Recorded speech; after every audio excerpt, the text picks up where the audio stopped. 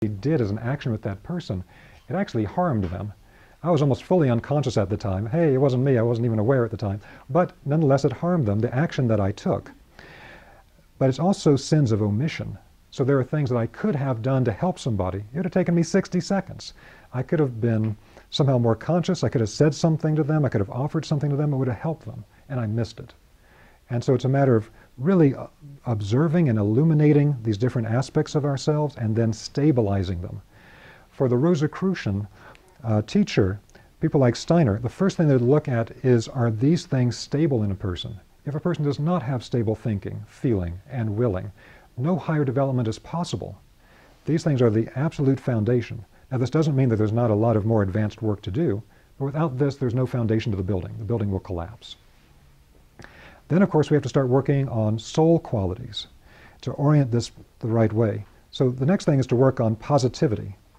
And Steiner used to like to give this illustration about a Persian legend of the Christ, where the Christ is walking down the road, and he and the disciples pass a dead dog, and the dog has been dead for days. There are maggots crawling in the dog, there are flies in his eyes, it's really grotesque.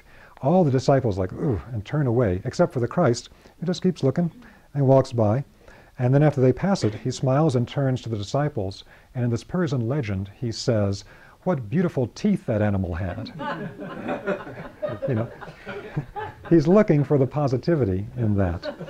And so to always look for the positive, to keep that energy up, because what you'll find is that, we all know that positivity is important, but you'll actually find that it changes the vibrational quality of the subtle bodies in a way that changes your resonance with other beings. That has to be present to resonate with the beings that we're aiming for here. And openness. Openness is also sometimes referred to by the Rosicrucians as equanimity. And so this is being open to new information, new ways of seeing things. The Rosicrucians are really strong about not getting stuck in one way of seeing things. So everything that Rosicrucians teach is not dogmatic. Because if it's dogmatic, it's one perspective, and this is the only true perspective, and it's not seen that way here. The openness is to be able to see things from multiple perspectives, and the more perspectives you have, the closer you get to its reality. Like the blind men and the elephant. You're stuck with a spear and a pillar and whatever else until you see all the different perspectives and you know, hey, it's an elephant.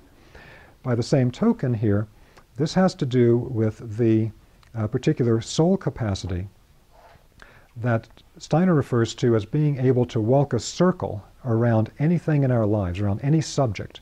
And in walking the circle, we need to see it from 12 different perspectives. And in a way, that's what the world religions are. They're walking a circle around a central reality and seeing it from different perspectives. Not one is right and one is wrong. It's walking the circle and seeing from an opposite perspective of yours, and you see more of the totality of what's held in the center. Now, it was also called equanimity because it has to do with not having emotional reaction to other ideas or things that come up. And so there's a certain stability that comes with this. We're open to things, but we also have a very stable internal soul life. We don't fall into reactivity. Because for anyone here that's done emotional process work, which is probably the majority of people here, you know that the reactive mind and reactivity is a thing that constantly brings us down. And the last part is simply to harmonize all this together, the harmony of all aspects. Because when you're not used to doing this, you got to focus on one thing at a time. Okay, today I'm focusing on observing my thinking. Today I'm observing my feeling, etc. But once it's become second nature, all of this needs to flow into a complete totality that you don't even think about.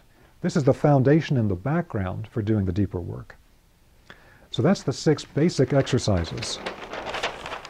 I just want to give you an idea of a few other of these practices as we come to an end here. Another practice was called the backward review. The backward review is very important to do at the end of every day. In Steiner's own initiation school, he made it a basic practice for everybody. What the backward review is, if you work with German Rosicrucians, they'll always use the term Rückschau. Rückschau just means backward review, basically, or to look backwards. Is that at the end of your day, as you're about to go to bed, the meditation to do is to intensively from that moment when you're about to go to bed, go backward through your day in reverse order. Now I'm at the moment just before I went to bed. Now I'm at the point where I went to the bathroom. Now I'm at the point where I watched TV. Now I'm at the point that I had dinner. Now I'm at the point that I'm driving home from work, etc. You go back through the day, all the way back to the point when you were last asleep. It might have been a nap. It might have been early that morning. And there's very deep spiritual processes behind this that we're not going to get into all the details of now, but it relates to some very important energetic processes in a human being. But by going backward through that day until the last time that you woke up, what you're actually doing is you're becoming conscious of the activities of that day. So it's a part of this whole waking up process. There are all kinds of things laid inside of it. So one of the things is that by going backward, thinking backwards, we're actually developing a new strength, like we're flexing a muscle within our etheric life body. The etheric life body is our body of memory. And the etheric body holds all of our life forces. When we begin to exercise the capacity to think backwards instead of forwards the way we normally do, we're actually exercising something in the life body of memory that will become a force that can be used for higher initiation and alchemical purposes later on. But we'll stick with this for the moment. So moving backward and looking at that, we're developing this new force. But another thing that it can do is it can allow us to observe things that happen during the course of the day that we did not expect. So a corollary to this is that when we wake up from the nap or we wake up in the morning, we spend a moment before we get up in what we think is going to happen. Okay, I think I'm going to work, I'm going to meet so-and-so, blah, blah, blah, blah. And I got a sense of general plan of the day. Now then, when you, at the end of the day, look backwards, you sometimes find that very different things happen than you had planned, or that things that were completely unexpected somehow inserted themselves. And what develops over time with this observation process is you begin to become aware of the spiritual beings and forces that came in at that time to bring something unexpected, something you didn't plan. And this is a very important adjunct to what's being taught in some metaphysical circles today about, create your day, and you control everything in your life. It really has got to be in a balanced format where there's a certain amount of what you create and a certain matter of openness for what spirit can bring to us. So we don't try to rigidly control, no, I'm going to control every minute of my day. The spiritual forces are going to bring things in that we don't expect. And if we look back on our life history, if we did this back review for our entire lives, and we would find some of the most important things that happened with us, where we went to certain places, or we learned certain things, or we met a certain person that ended up changing our whole life, or we got married to, or whatever it was. These are things we never expected. We couldn't have planned. Something else brought us to that resonant point of intersection. We're not getting into it tonight, but a part of this also then links to the classical concept of receiving the conversation of the holy guardian angel. The guardian angel is the spiritual being that's the closest to us, and through this practice we begin to become more conscious of its activity with us every day. I could go on, but you get the idea of the backward review. Next, we have the observation of life forces, of growth and decay. Today we have this fantastic tool where we can use film equipment to literally see these Walt Disney films of a seed sprouting and then becoming a plant and blossoming and fruiting and withering away. And we can see in a moment what the Rosicrucians classically did through a process of observation that would take an entire year. They would watch every part of a growth process. For any of you that have children, you've done the exact same thing with your child. You saw every stage of the growth process of that child and how these forces then naturally unfolded in a particular way. Now, the observation of the life forces does something very significant, very important, and that is that it develops a particular type of clairvoyant faculty inside of us to see how things move through life processes from one stage to another.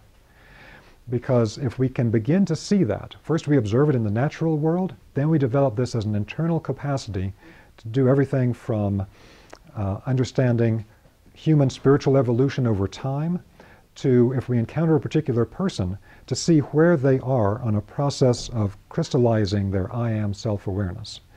Now this then leads to the concept of when we encounter any person in Rosicrucianism, the goal is to, when you encounter them, to see their archetype, to see their ideal self, their spiritual core, and where that spiritual core is going. We're all different. We're all like snowflakes. We're all made of frozen water in a sense, but we all have a different geometry. Significance of that is that we're developing different skill sets, that when, as a new spiritual hierarchy ourselves, as a new angelic rank ourselves, we're just at the adolescent stage now, where we're 21 and running around, we don't know what we're doing, but we're semi-mature if we chose to act that way. We're in that stage of development where, as we move further down our lives, we'll end up developing certain sets of skills, understandings, knowledge, and so this is linked to the whole concept that over time, the things that cause us the most pain in life sometimes become the source of our greatest strengths. And so what we then begin to perceive in people is that there's been a trajectory